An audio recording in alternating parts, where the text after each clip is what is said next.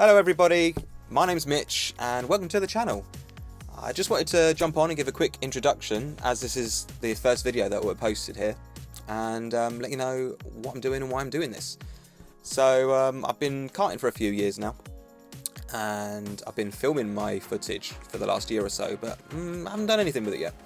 Just from a couple of Instagram videos, etc. I've never uploaded any full races, anything like that. So I thought 2025, it's time for a change. Let's get some videos out there. And the main goal is for myself to analyse my races, what I've been doing wrong, see any chances that I could have taken, what I could have done better, and give myself some pointers, keep myself accountable. Gotta follow my own advice. And hopefully I'll become a better driver from this, and I'll get better at editing videos, I think. And yeah, keep myself accountable, and we'll go from there. So thank you for joining me with this, and onwards and upwards. So we're starting with my races this year in BRKC, the British Rental Kart Championship, which is held at Formula Fast in Milton Keynes every January. It's so competitive, it's really hard racing. The guys that come all over the world, all over Europe, a couple of guys from the US, fly all over the place to compete in this championship. It's the British leg of what is essentially a worldwide tournament that culminates in the Kart World Championship. But we have just done the British Rental Kart Championship. Check out my races, we'll see where I come, and yeah, go from there. Let's see how I did. So thanks a lot for joining me. If you like what I'm doing, please like, share, subscribe, all that good stuff that YouTube needs, and yeah, we'll see you in another video soon. Check it out. Thank you very much. Okay, so we're ready to start round 1, heat 5, my first race of the weekend. Random kart draw gave me kart 20. Pretty happy with that. I felt like it had been strong in practice. You can see the live stream footage there that I put in the top right corner. That's going to give you more of an overview of the whole race rather than just my onboard footage. So we're leaving the pits now for our outlap. This is our first chance to feel what the kart's like on track, see what traction we've got. It's fairly low temperatures in January, but this is about 10 AM if I remember. So there'd been 4 other races before this, so things are starting to warm up a bit. Leaving a bit of a gap to Gary in front of me, because you want that for your flying lap.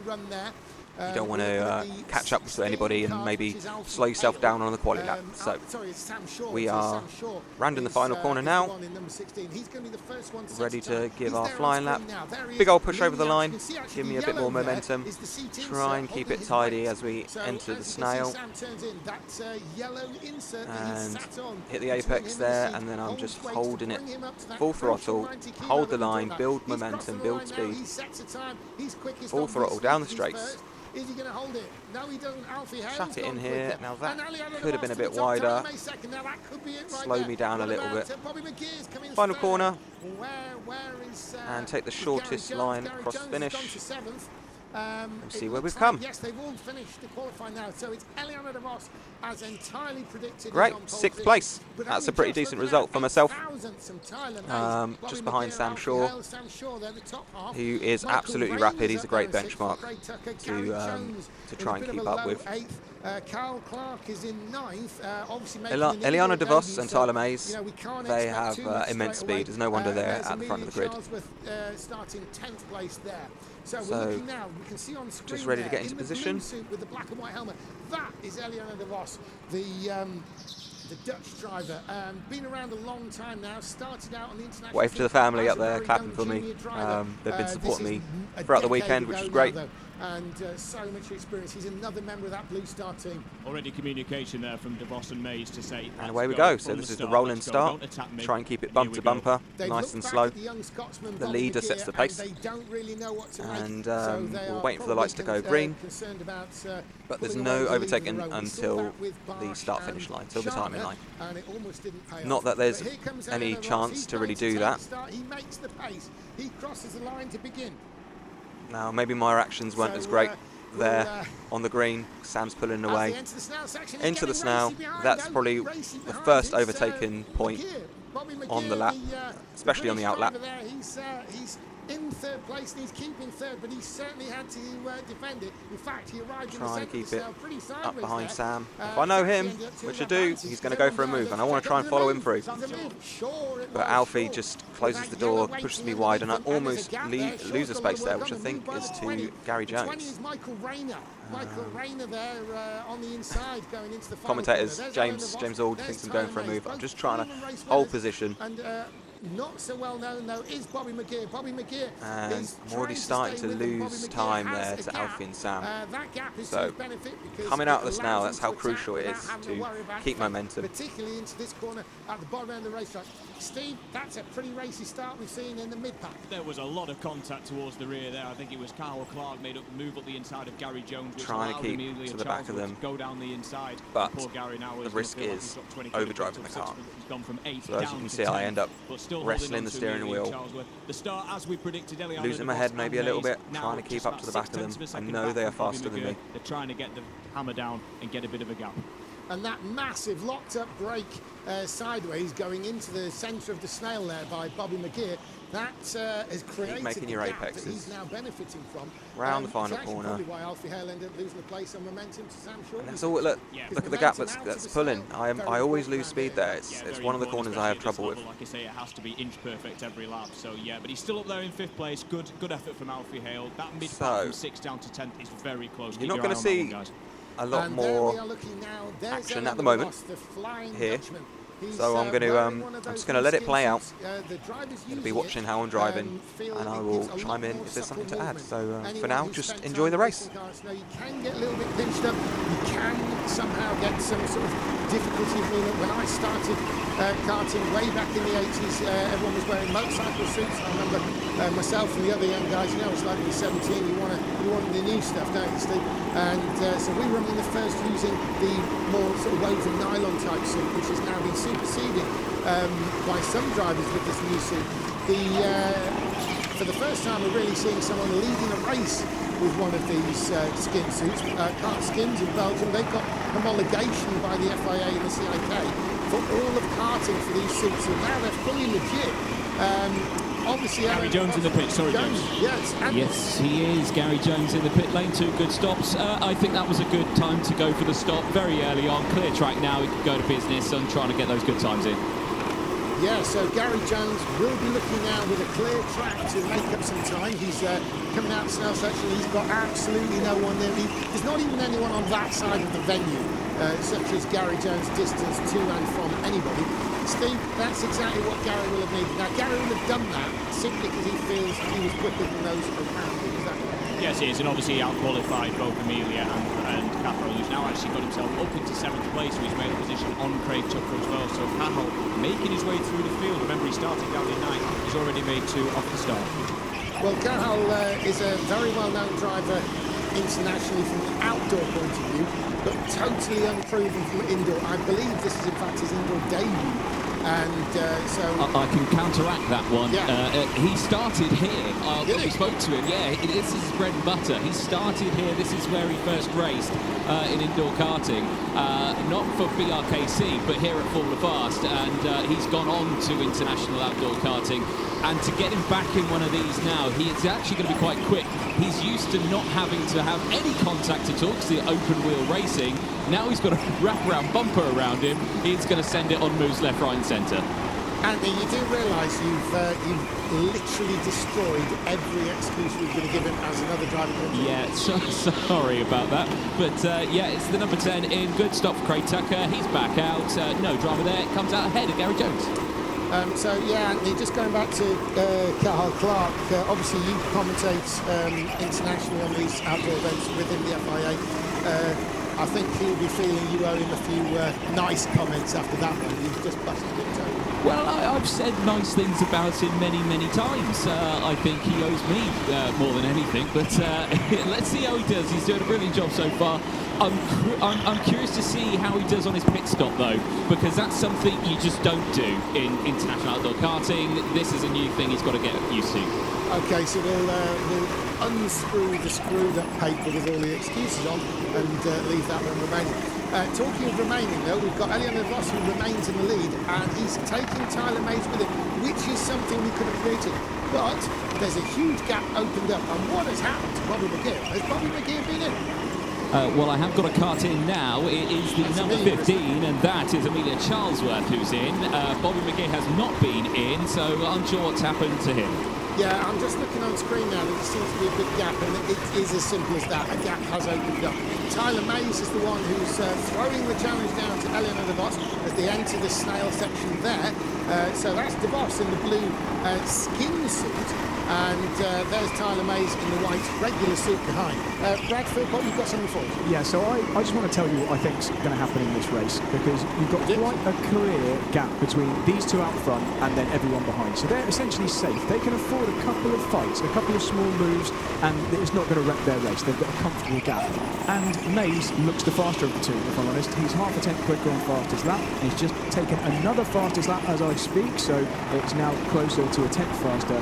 And he knows he can't just wait for the pit stop phase, because DeVos will wait until Mays has pitted. DeVos will wait until the very, very last opportunity, and then DeVos will come out of the pits ahead of Mays. So Mays needs to make a move on track if he's going to win this race. He's definitely got the pace to win this race, and so he's going to make a move, or an attempt at a move, at some point in this race. Yeah, Tyler Mays looks very, very racy. I agree with you there, but right up behind the body language is saying he's going to make a move, but where's he going to come? Eliana's such, fantastic driver. It's going to take a tiny error, which, as we know, just doesn't happen with DeVos. It's going to be at the end of the straight, the moment Mays thinks that DeVos isn't covering him and he's got enough of a lunge opportunity. It's going to be into this position as soon as he senses that there's an opportunity. And talking of sensing things, we will know that DeVos senses an attack when we see him move towards the middle or the inside of that back straight. So those of you watching at home will be paying attention to that back straight. We'll be looking at DeVos thinking about being defensive as much as we will a lunge from Tyler Mays. But Tyler Mays is playing a pretty cagey game, but those who know Alain DeVos, he would make the meanest of poker players, wouldn't he, Steve? Alain DeVos. He's so cagey. Whatever you're willing to do, he's willing to match you. He would. He's a very cool customer. He's a very cool customer. You look at when you're watching him drive around the track, if you look at his face, he looks so calm. He looks like he's on a Sunday afternoon drive with his dad. It's ridiculous. He makes it look easy, but he is one of these internationals, isn't he? He does it all the time. He knows how to do it, and he's done it very well for a very long time. So this is the straight that we'll be paying particular attention to. What was being discussed earlier was the idea that Mays would have a lunge up the inside there. We think that's probably the best option for him. Steve, you're competing in this event as well as talking right now on the live stream. Do you feel that moves in the snail area, this very bit they're in now, change as the temperature changes or as the event moves on? I mean, obviously everyone always makes a lunge at the end of the straight, but is a move more or less on in the scale depending on how far through the event is? Yeah, if the grip's there, then you can do it, and again, it all depends on the person who's running. It leaves just that little bit of a gap, but of course you're always going to get contact into that next section.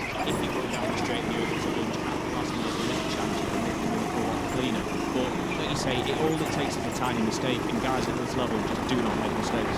No, and talking to guys at this level, one of them making the benchmark of that level is Alain DeVos. But Tyler May, he's been around a long time now. We've seen him race, we've seen him win here at Formula Fans in the BRKC.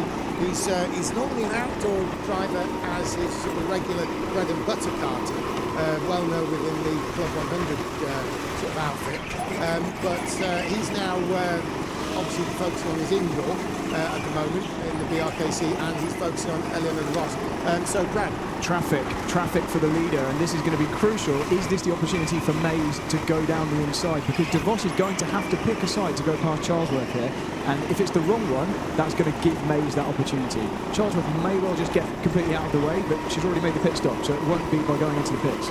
Yeah, so Amelia Charlesworth there is probably going to be aware that Eleanor DeVos is bearing down there. Where she waves them through, or she allows them through there, so she's gone to the side, moved out of the way and allowed the leaders through. She's obviously gone a lap down, but she's made a pit stop, so she's going to unlap herself when they go in. A good thing for Amelia Charlesworth to do now would be to try and stick with them and let them pull her around the track, because it's not just about them. If she can stay with them, she will end up doing her lap times that might allow her to leapfrog those who may be in front of her when they cycle through their pit stops. So Amelia Charlesworth could benefit from this if she can stay with those two leaders. But look at Eliana De Vos, and Tyler Mays, neither of them are planning on giving a toe to anybody, it has to be said. Steve, we're waiting for this to sort of do something now, aren't we? You couldn't get a cigarette paper between those two. No. Tyler was really, really on it. It's going to take, like Brad said, a minute into that last corner, but it's when does it come? When does it happen? As you say, De Vos is going to go right to the end. There's no reason to pit. He's controlling the race. He can just stay out as long as he wants. Tyler Mays is going to have to make his move on track. Yeah, De Vos will be well aware of that. This is somebody who is not going to be feeling any pressure from Mays. Yes, okay, he's going to feel some competition pressure, I get that, but he's just going to sit there and say, show me what you've got. If you want to pit now, go for it. If you want to pit late, I'll pit later than you. If you want to lunch, I'll block you. You know, he's funny as De Vos because he's a really nice guy, but when you see him out, like does have that slight thug image, doesn't he? You know, he does look a bit like, you know, Tell him you said that. You don't want to get into a scrap with him in McDonald's car park, do you? You know, he's probably going to beat you up. And but he, you know, as I say, that's not his nature. He's a really good guy. But the fact is that he just has the demeanour of somebody who is going to cover you. Whatever you've got, he's got something for that. He's going to have an answer there as well. Literally, this is Tyler Mays trying to pile the pressure on the boss. Can he force a mistake? Can he force a rush with the barrier? Because if De Vos loses momentum by slide or by barrier, then obviously that's going to be to Tyler Mays. It's so close, isn't it? In fact, if De Vos hit the barrier or caught the barrier at all, it probably affect Tyler Mays. And this is the closest Mays has been for a while. He's been losing out on the exit of the snail, but now he is a little bit closer, and Mays just set the fastest lap. They've been trading fastest laps for the last couple of laps, and it's now back in Mays' hands. So, Brad, as a former driver, you know full well that an exit to the snail is vital on any run down the backstretch. So if Mays is going to make what we believe is the predicted move down the backstretch, the snail is where that move is actually going to start. It's 100% what Tyler will be thinking about at this phase of the race, because he's really close to De Vos in lots of places, but you can see this little gap. The camera is a bit deceptive at that view, because it makes him look a little bit closer than he is as they get to the end of the straight. Then we get into the braking zone and into these final two corners, and he gets right back onto his tail. So there is a bit of traffic in front of these guys now. I think you've got Sam Shaw and Alfie Hale who are involved in their own battle in 4th and 5th place, so this could play a massive part, just like Amelia Charlesworth was. Obviously she moved out of the way, but are these two going to be as kind? Absolutely, and this, for those watching at home, is exactly where the likes of De Vos and Tyler Mays may bring that strategic pit stop into play, because if they have to fight their way past these two in front, one of which of course being Gary Jones, is it could cost them time, which they don't want to lose on each other as much as anything. So it may well be that Tyler Mays, when they catch them, thinks, aha, if De Vos does not come in, I will. Tyler Mays cannot afford to come down the pit lane behind De Vos because he'll be too close. He'll get delayed in the pit lane there by De Vos. But if De Vos does not come in this lap, it may well be that Mays choose to actually break out from behind De Vos. If De Vos De Vos, we could see De Vos come in this time. What will it be? Is anyone coming in? No. Now, this is going to be very interesting because De Vos is now almost committed to having to pass Gary Jones on the track. The speed difference between the two is such that he's going to have to make a move all his time to Mays. Surely one of these two is going to be in the next lap. What do you think, Steve? Yeah, I reckon because Gary Jones, I don't even realise if he realises Iliano's he's waiting through. Yeah, so that's okay because they went about half a lap there behind, and as well, Craig. Wow, and pushing his way through is Tyler Mays. He had to do that, really. Gary did everything he could do. He had to be somewhere. The big loser, of course, was... Gary Jones has actually managed to leapfrog Craig Tucker as he moved out of the way to allow Eliano and Tyler. Yeah, Craig Tucker was trying to let the leaders through and ended up letting Gary through and Gary Jones through as well. So, yeah, that's it. So they now have almost saved that pit stop. It's only really these two in the race for the win. But the fact is neither gained nor lost in that stop. Now, let's have a close look here. We're ending the lap. So Eliana Moss is ending the lap. Still 5.5 minutes to go. So we're going to take a close look at the snail section. They're entering the snail. It goes right going in and left coming out. Now, a crucial point is here. Now, Tyler Mays needs to get some momentum there. He'll carry that momentum here. He'll carry that momentum all the way around this left-hander, all the way around the left here that we can see. This is all momentum from the snail. And the momentum down the straight here is where he'll make the move. In the pits, Anthony. Yeah, it's Cathal Clark in the pit lane for his first and only stop. 2 green lights. He's going to come out right in front of the leaders. That is suboptimal. And he's going to let him through. He's got to let him through. He's seen one. He's seen the other. Carl Clark does manage to observe both. Obviously, the standard he's used to, he's going to have that level of awareness. That is great news from the point of view, particularly of Tyler Mays, because it will be very easy for someone in Clark's position to spot the leader, move out of the way and jump back in. And in that case, we've right for Mays. So Mays has probably got the biggest gap between him and... Okay, hello again. As you may have seen from the live stream, we have to do pit stops, and I've chosen to take mine on this lap. I've got no pressure from anyone in front or behind me. I've just gone long enough into the race that I think I probably should do it now before getting caught up with anyone else. Come in, break the laser beam for the red light. We can start moving, and yes, it's gone green. That's a good stop. Second gate, and again, away we go. So, pit stops are so key in BRKC. If you fail one per gate, you have to do another pit stop. So, if you fail the first and the second gate, that's another 2 pit stops. So, you do not. That's a race ending. That's a race ending event there. You need to get that right. So, I'm pretty pleased with them. They seem pretty quick. Broke the timing, broke the laser beam with the front of the car. Counted 1 or 2 seconds in my head and got going again, got rolling, so that it goes green before I leave the line. And that was pretty decent. Still holding 6th place. He went into the pits in the top half of the race, and he's come out in the top half. I'm just trying to see who else is around me now. I believe Eliana De Vos and Tyler Mays will be coming up to me. Although I won't be getting lapped, but it just shows how fast those two are. They are almost lapping up to 6th place. Checking out my driving, really the only thing I can say is there's a little bit of inconsistency.